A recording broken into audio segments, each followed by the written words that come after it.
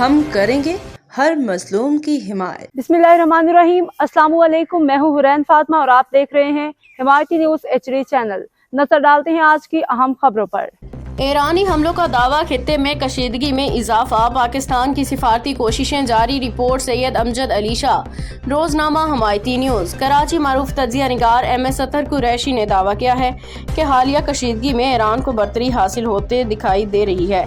उनके मुताबिक 28 मार्च को ईरान ने हमलों के दौरान 500 से ज्यादा अमरीकी फौजियों को हलाक किया और एक अहम तैयारा भी तबाह किया। मजीद कहा कि ईरान ने न सिर्फ अपने हमलों का दायरा कार बढ़ा दिया है बल्कि एटमी प्रोग्राम को आगे बढ़ने का भी इंदिया दिया है, जिससे आलमी सतह पर तशवीश में इजाफा हुआ है। उनके मुताबिक ईरान ने मुख्तलिफ ममालिक में मौजूद अमरीकी तनसीबात को निशाना बनाया, जबकि अमरीकी हुकाम पे दबाव बढ़ रहा है। अतहर कुरैशी का कहना था कि दूसरी जानिब सिफारती सतह पर कोशिशें जारी हैं। पाकिस्तान इस हवाले से अहम किरदार अदा कर रहा है। पाकिस्तान ने खित्ते के अहम ममालिक के वज़राए खारजा को मशावरत के लिए मदऊ किया था है ताकि कशीदगी कम की जा सके और मुमकिन बड़े तसादुम को रोका जा सके। उन्होंने उम्मीद जाहिर की कि पाकिस्तान की सिफारती कोशिशें कामयाब होंगी, खित्ते को किसी बड़ी जंग से बचाया जा सकेगा।